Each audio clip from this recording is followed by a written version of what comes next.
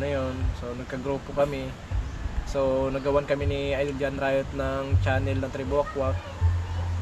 Ako yun lang yung vlogger dito sa Burias na 1,000 basher. Binilang.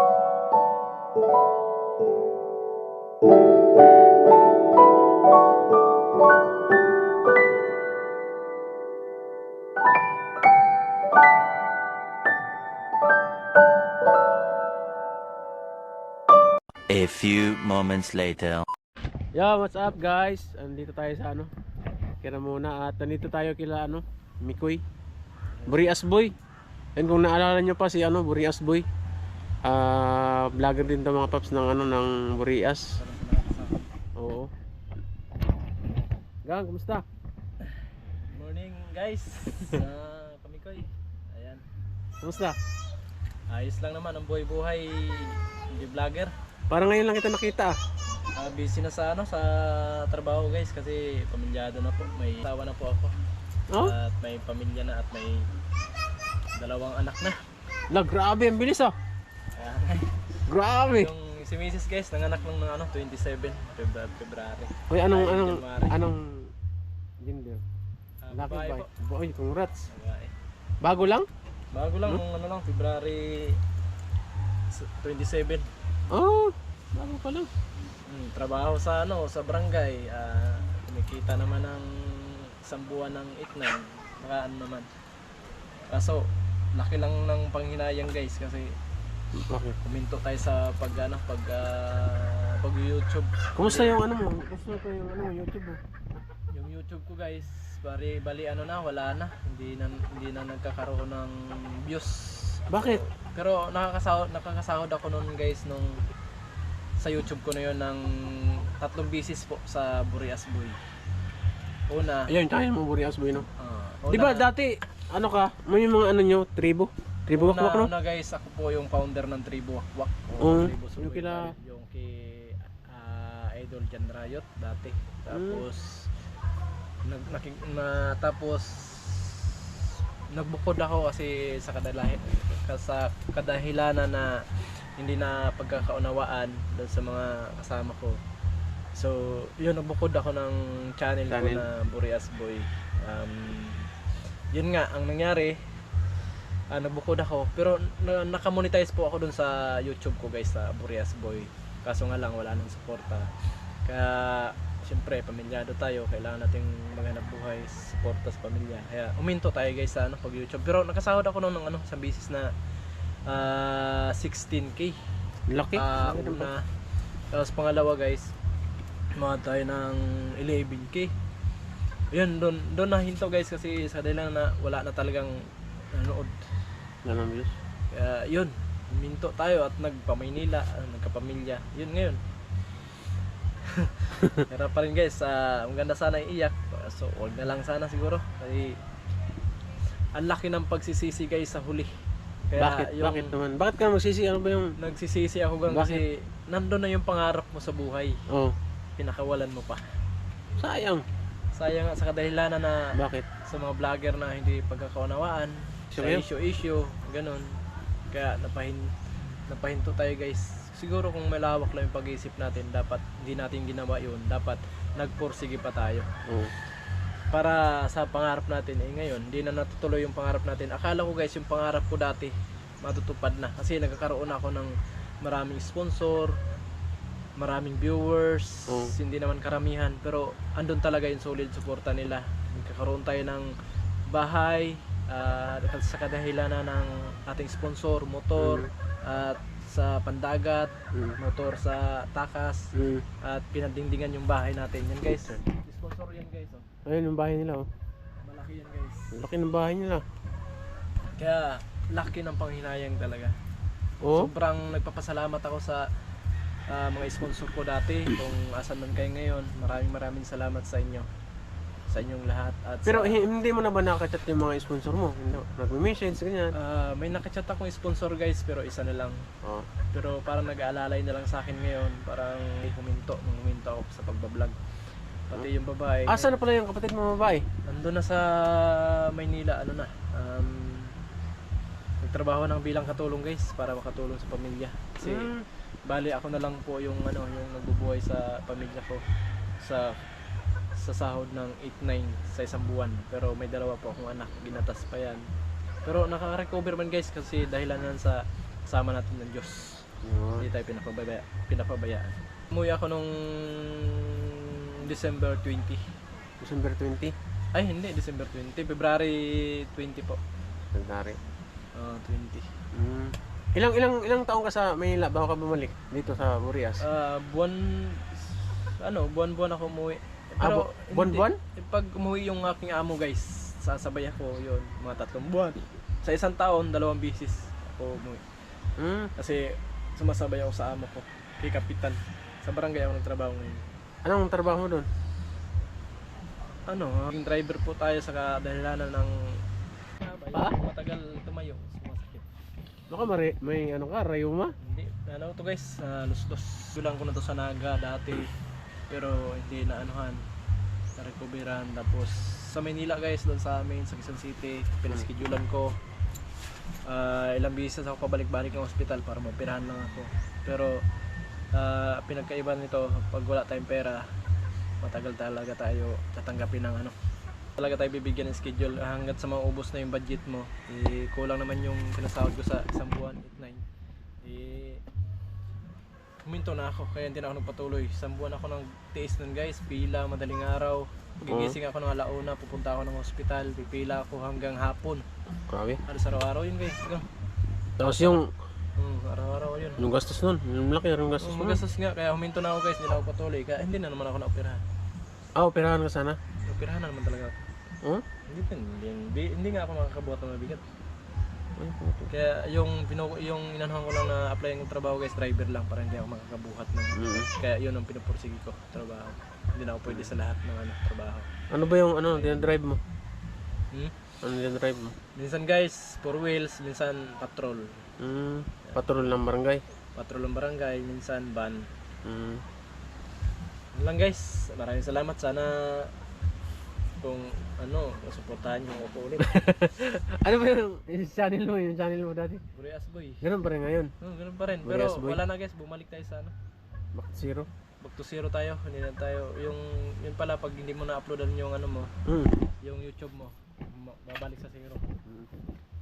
Gaya nung nangyari sa akin, mga paps, yung channel ko. Yung matagal ko yung hindi nagamit. Tapos ngayon, tinignan ko yung ko, ay, back to zero talaga. Pares tayo nung yan nangyari. Kailan balik mo na Manila? Ngayon sana. Ngayon? Kaso, bagyo guys. Oo nga bagyo. Bagyo. Kaya hindi tayo nakatayon. Bukas siguro. Ano yun, pag nakabalik ka na Manila, mga ilang buwan o taon ka bago makabalik? Ganyan. Hindi na ako makabalik ngayon kasi inubos ko na yung leave ko guys. 15 days. 15 days, ayos ang leave nyo? Sa isang taon guys, 15 days yung leave namin sa barangay. Parte na ako ng gobyerno ngayon, nag-work. Simula ka mag-vlog, sino ba yung mo? Naging guarantor ko, Hindi, I mean, sino yung naging, mentor. ayan, mentor mo nung, Dati guys, nung mentor ko talaga dati si Jan Rayot. Mentor ko talaga dati guys si Idol Jan Rayot. Yun ang pinaka main mentor ko. Pero sa Sword Family ay si Idol Japper Sniper. Yun talaga yung mentor ko. Nahubog kami ni Jan Rayot noon, 6 kami noon na tribuakwak. Ako yung pinaka matanda sa kanila lahat. Puro sila nag-aaral guys. yan taon ba yung pinakabata? 15 anyos. 15? Doon kami nahubog guys sa na yun. So nagka-grupo kami. So nagawan kami ni Idol Jan Riot ng channel ng Tribuakwak. Ayun nga. Nagawan kami ng tapos ako yung nagiging leader doon. Tapos ako yung naghahawak ng channel, ako yung nag-upload, ako yung nag-edit. Minsan sila, pero kadalasan talaga sa akin ako yung nagdadala kasi siyempre mga bata pa sila, marami pa silang ginagawa sa buhay, nag-aaral o mga iba-ibang tapos nangyari hindi pagkakaunawaan nung nangyari na yon. Ako sinisi ng mga followers, hindi naman lahat, pero mayroon din akong mabubuti sa akin, pero karamihan talaga bash sa akin. Isipin nyo guys ako lang yung vlogger dito sa Burias na 1,000 basher. Binilang ko yun guys. Dami. 1,000 basher sa comment section. Napakasakit ng mga sinasabi nila sa akin, pero hindi naman talaga ako yung may kasalanan kasi ako yung nagpapaangat sa channel na Tribok. Yun. Pero hindi ko na inisip yun, pero yun nga, umalis na lang ako kahit naghirap ako nung channel na yon. Pero may natanggap naman ako doon na sahod. Pisyo ulit ako sa panibagong gumawa ng channel. At wala nang mentor doon, guys. Ano lang, parang ako na lang yung nagpupursige. Kasama ko sila Torres, sila Joy. Yun na. Yung mga small YouTuber na lang. At tinutulungan naman ako ng mga followers na sige, laban lang. Okay. Kaya salamat sa mga sponsor. Ano pa yung tanong mo, Gang? Hindi, yung dati, yung sinasahod nyo sa Tribo, malaki din yun. Malaki, Magkano guys. yung unang sahod nyo sa Tribo Wakwak? Ano, unang sahod namin sa Tribok, guys, sobra 40k. Pinakaunang sahod yun? Oh, pero Laki, guys, ha? 6 kami noon. 6 kami naghati-hati noon. Pero ang may hawak nun account sila Idol Jan Riot. May hawak na Tapos account. mga ilang ano yun, mga ilang buwan yung ano nyo, grupo nyo, yung Tribo. Matagal-tagal rin kami na gano'n. Taon? Taon din. Taon. Grabe no. Malaki. Yung 40 isang first sahod yun, 40 plus. 40. Grabe. May sahod yun. Laki, no? Kalakasan pa yun. Tapos doon ako nagkakauna nag-sponsor ng motor. Motorsiklo? Motorsiklo. Motorbike? Doon ako nagkakauna. Ang akala nila para daw sa amin lahat. Hindi naman para sa kanila lahat. May Ano ba yung sabi? Doon ba nagsimula yung sa'yo, mga bus? silo-silo sa akin yung gano'n. Yung bus sa'yo, doon yung simula? Nagsilo-silo sa akin yung Sa motor? tapos ganyan, dapat ganyan daw. Ano ba sabi ng sponsor nun sa'yo? Ba? Para kanino yung Sa motor? akin lang nga. May chat naman, pinakita ko sa kanila yung chat. Tayo sila. Sabi ng mga viewers, para daw sa lahat. Hindi naman para sa lahat. May nag-sponsor kasi na Napali. Pero sa'yo yung binibigay, pero pinapagamit mo rin sa mga katribo mo. Ano ba, pag hiniram, pinapahiram mo naman? Pinapahiram naman.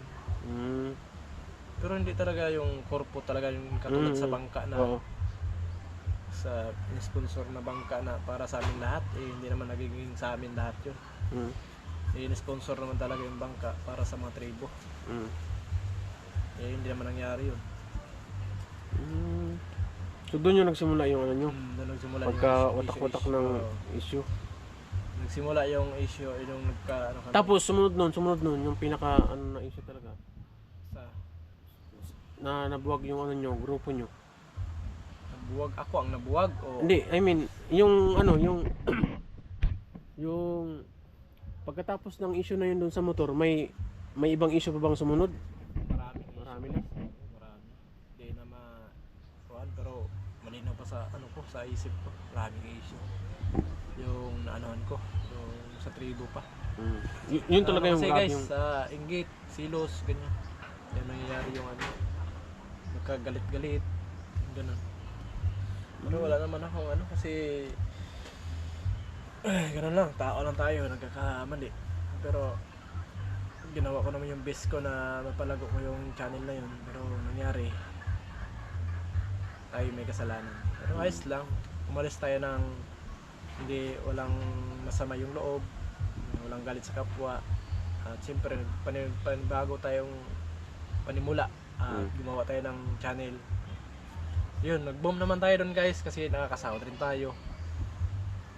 Yung panibagong channel na Boreas Boy, nangyari, hindi rin natin napagpatuloy kasi nakadahilanan na nawala na tayo ng pag-asa. Ba't wala ng pag-asa? Dapat sana pinapatuloy mo yun kasi di ba? Ewan ko guys kung kilala pa ako ng mga sponsor ko dati na niwala sa mga sinasabi ng ibang tao na ganyan daw ako. Pero nasa kanila na yun guys, pero tanggap ko naman, di ko naman sila inaano na ngayon, inistorbo.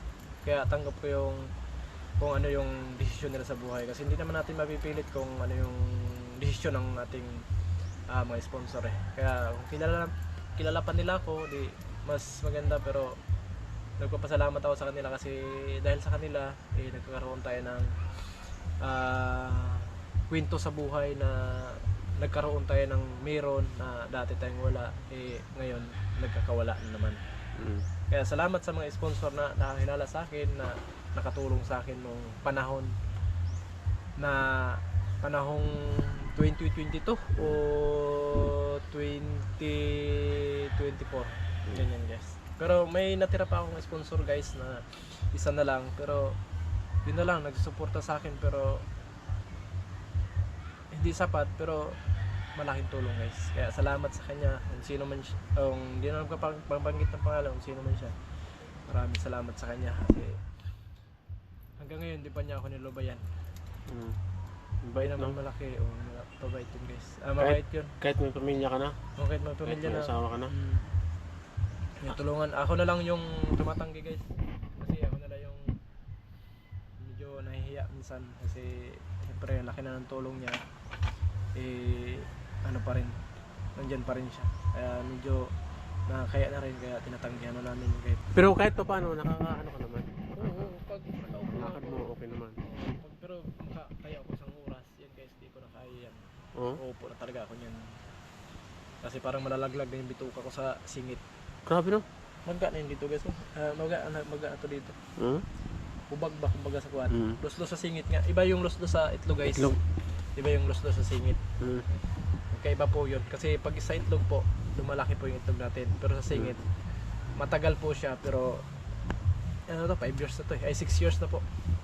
Kasi nung hindi pa ako nag-vlog, nung hindi pa 2020 ata yun. Nag-umpisa na to guys. Kasi nung pumasok ako dyan, Riot, ganito na to. Sumasakit na to pag ganito. Kaya tinitiis ko lang para nga sa pangarap. Siyempre, di ba? Kaya natin tiisin. Yun nga, natupad nga yung pangarap natin na napasama tayo sa mga vlog, gano'n, naging vlogger tayo. Kaso naman, kinuha rin sa atin ng Diyos.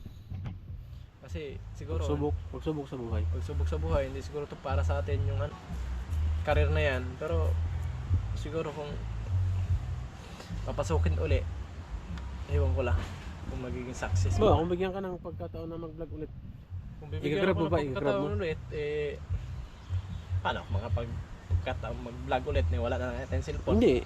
Ayan lang. Hindi na tayo makapag-vlog. Kaya ayun, hanggang doon lang siguro ng ating kasi pamilyado na rin tayo, kasi yung natin para sa pamilya na rin yung kinikita natin. Sa bata pa lang, sa baby pa lang, Oo. hindi nakakasya yung sinasahod ko. Pero At least kahit pa paano. okay lang, at least may Diyos tayo na naggabay sa atin. Kasi isipin nyo guys, nagtaka rin ako sa buhay ko, kasi isipin mo gang 8-9 lang yung monthly ko. Pero hindi man lang tinapos. May ano pa yan, may may ano pa yan, si mama. Si mama, tapos yung kapatid ko na bunso nag-aaral, tapos Ilan pang kapatid mo nag-aaral? isa na lang, hindi na nag-aaral lahat kasi wala. Anong grade? Grade 5.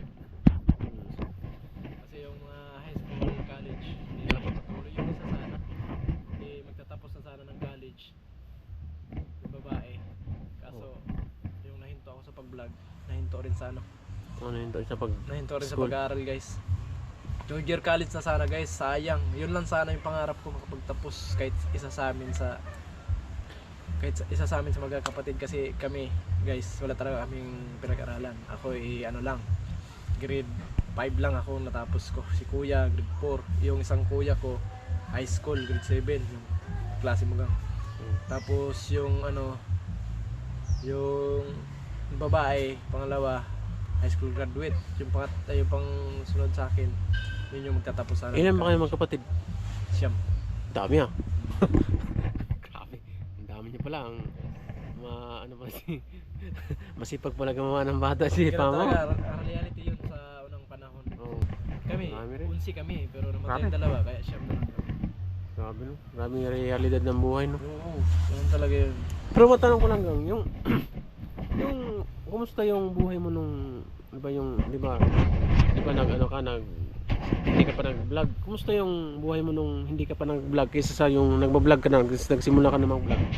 Malaking pinagkaiba guys yung pumasok ko sa vlogging. Malaki talagang pinagkaiba. Nung hindi pa ako nag-vlog, siguro wala, hindi ako pumasok sa vlogging guys, siguro wala kaming bahay ngayon. Oo. Hindi pa yan tapos. Mm. Sa totoo lang kasi wala talaga yung pamilya namin kasi si Papa kasi si Mama. Sa ngayon guys, wala na sila. Pero magkakapit bahay lang. Wala. Ano wala? Hindi na sila nag-imikan, matagal na guys, Bakit? taon siguro. Siguro sa kanilang pagkakaintindihan. Kaya siguro guys, ako na lang yung bali nagsusuporta kila Mama. Yung responsibilidad ni Papa na meron pa, ako yung sumasalo na kahit may pamilya na ako, hindi ko pa rin pinapabayaan sila Mama at yung mga kapatid ko. Yun yung naging responsibilidad ko ngayon, na sinalo ko yung responsibilidad ng aking papa kasi hindi na sila nagkakaintindihan ni Mama eh. Pero kapit bahay lang sila guys. Yun ang pinakamasaklap. Yun ang pinakamasaklap guys. Matagal na. Matagal Hindi, na. okay, kung okay lang tanungin ko. Matagal na silang iwalay ni Mama. Matagal na guys silang himalay ni Mama at Papa. Tapos Papa naman siguro, hindi ko naman sinisiraan sa Papa sa inyo guys, pero sasabihin ko lang yung totoo, mahirap yung pero kinausap ko naman si Papa sa ganyang sitwasyon. Kaso si Papa hirap dyan. Hinaan ko lang yung ano ko ha. Huwag nyo lang mamasamain yung pag-ano ko sa Papa ko. Kasi yung mga ganyan, hirap kasi paliwanag guys, pero si Papa ko kasi parang takot sa responsibilidad niya sa mga anak niya. Yun nakikita ko guys. Kasi yun ang hindi ko gagayahin sa kanya balang araw. No, pati Bakit mo naman nasabi na parang takot sa responsibilidad? Ano ba yung... bakit siya umalis sa bahay nang hindi naman siya pinapaalis? Simula nung hiniwalay niyo yung kapatid ko na babae guys, hiniwalay niyo ng asawa niya, lumipat na siya ng bahay. Siguro takot siya sa responsibilidad na siya pa rin ang bubuhay. Kasi wala nang bumubuhay sa kapatid kong babae na may anak na isa eh. Yung anak niya ngayon 2 years old. Asan yung kapatid Yung lalaki guys, ang asawa ng kapatid ko, nagpamain ang asawa, yung lalaki, yung asawa ng kapatid ko, andun no, may asawa ng iba. At pinili yung may dalawang anak na hindi niya anak. At yung sarili niyang anak. Hindi niya sinuportahan, iniwan niya. Tapos mabubuhay siya ng hindi niya anak na dalawa pa. Tapos yung anak niya, pinabayaan niya. Yung anak niya, pinababayaan niya. Yung anak niya sa kapatid mo. Kaya nagtrabaho yung kapatid ko ngayon, yung graduate ng high school, ng kasambahay, para masuportahan yung Anak niya. para maging may katuwang naman ako guys. Kung lahat sila nandito guys, rugado ako kasi isipin nyo 8-9 ano lang mabibili niyan, di ba? Ganun. Saklap, no? Sa club. Kaya si Papa nagbukod na lang sa kanya kasi para sa kumbaga sa sarili. Nakikita ko naman guys kasi hindi naman siguro masama mag-share na ganyan para siyempre ma-advisean din tayo ng kung sino man maganda mag-advise na ganyan para may makapag-advise sa akin kung anong pwede ko gawin sa papa ko para gagawin niya yung responsibilidad niya sa anak niya. Dati guys, sasabihin natin may responsibilidad siya sa amin. Nakakatulong naman kami. Mayroon naman talaga nung maliit pa kami, nakapalaki niya kami. Pero sa ngayon guys ba, yung sinasabi ko na may anak pa siya na bunso na kailangan pa mag-aral. May dalawa pa kasi. May asawa niya. Kaso hindi niya nagagawa guys eh. Kasi iba na yung bahay niya. Solo na siya ngayon. Siya na mag-isa. Wala siya kasama. Pero hindi ko naman siya pinapagalitan. Nagsabihan ko lang na ganyan, magbalik na kayo. Pero kung may kami dito, may niluluto ako dito, binibigyan ko siya. Hindi ako nagdadamot sa kanya guys, at hindi ako sa kanya ng galit. Pares ano lang sila kasi ama ko pa rin yan kasi siya pa rin nagpapalaki sa akin. Kaya Tama yun. ganun pa rin yung Yung trato mo sa kanya. trato ko sa kanya kahit ganun na yung ginagawa niya sa pamilya niya.